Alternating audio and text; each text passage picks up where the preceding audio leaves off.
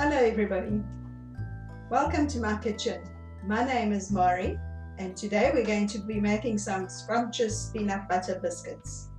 Now I know peanut butter biscuit doesn't sound too good because when I first heard about peanut butter biscuit I thought, oh yuck, but once I've tasted it I was hooked on it and I make it regularly. So now I'll be showing you the ingredients we're going to need to make these lovely biscuits. We're going to use 200 grams of sifted cake flour, 90 grams of brown sugar, 100 grams of white sugar, 125 grams of butter, softened. We need 60 grams of peanut butter and 3 ml of bicarbonate of soda, 2 ml of salt, and 5 ml of vanilla essence, and of course 1 beaten egg. Now we're going to cream together the butter and the peanut butter. This is rather sticky.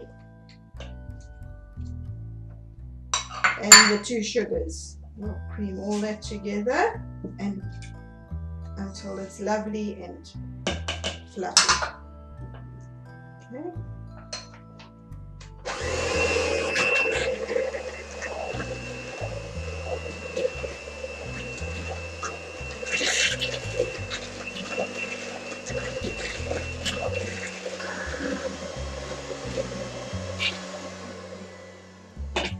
And there we have it. It's lovely and pale and fluffy.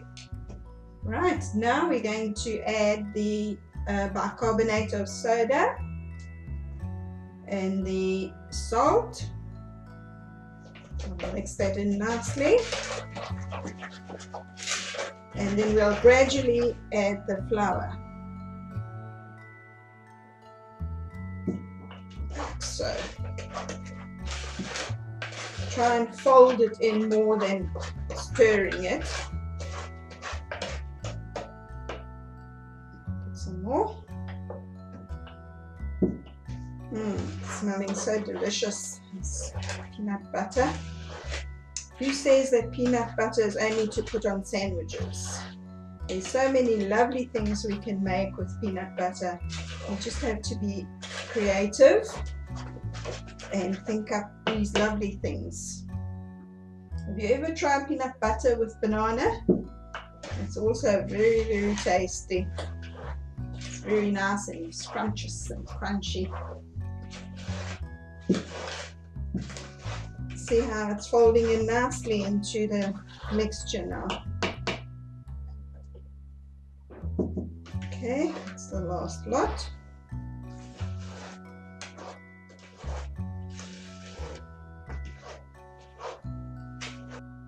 Now we're going to put in the beaten egg. And we're going to put in the vanilla essence as well. Right.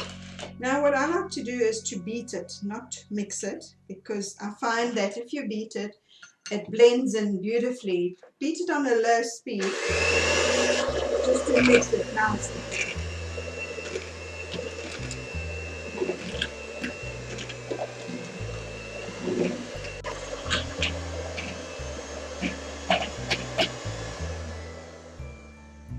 Right, now look how nice it is, nice and stiff.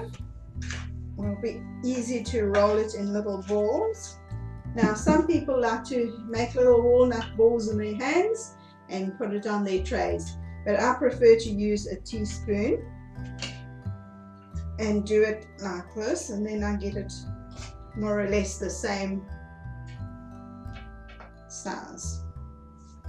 So we're going to put them neatly, but remember you need to have quite a bit of space in between the biscuits because they do expand quite a bit and you don't want them all sticking together. Okay, so we'll put another one here. I think we'll fit about 4 across here.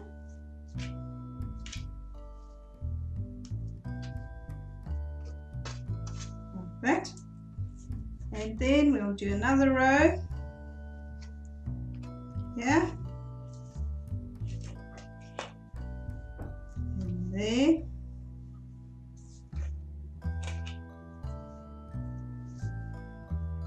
There.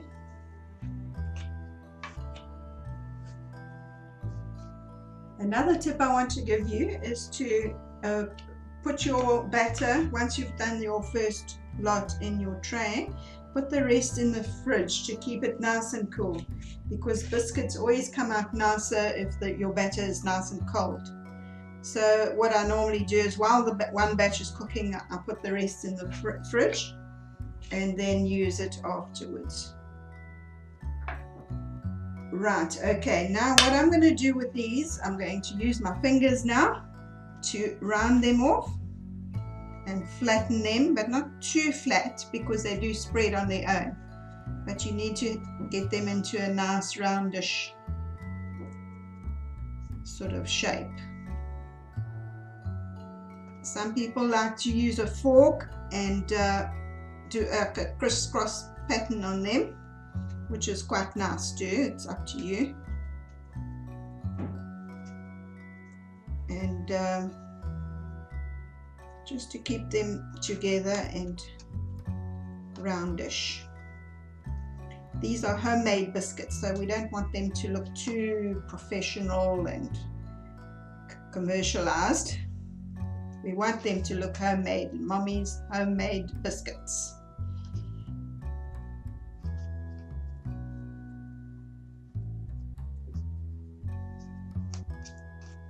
And to add the finger flavor to it makes it even nicer.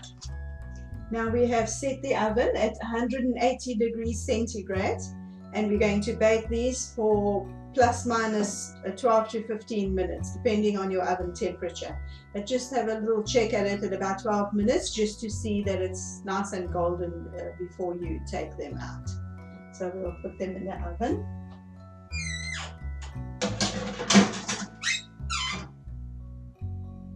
Right, now our biscuits should be ready. I'm going to take them out the oven. They're lovely and golden. And what I wanted to tell you is, when you do take them out, make sure that you're very careful, because the biscuits are still soft. They're cooked, but they're still soft. And you will put them on your cooling rack. Mine have got a little bit too fat. They've sort of gone into each other a bit. But that doesn't matter. You can pull them apart. And you will find that as they're cooling, they will crisp up and harden. And they will be ready to eat.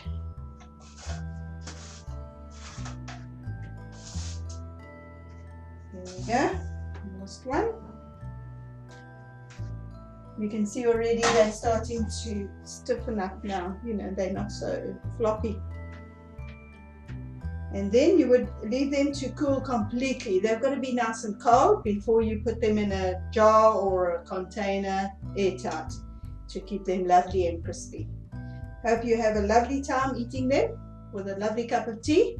And remember, the secret ingredients is to make it with love. This is Mari from my kitchen.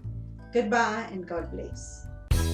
We're going to need 200 grams of sifted flour.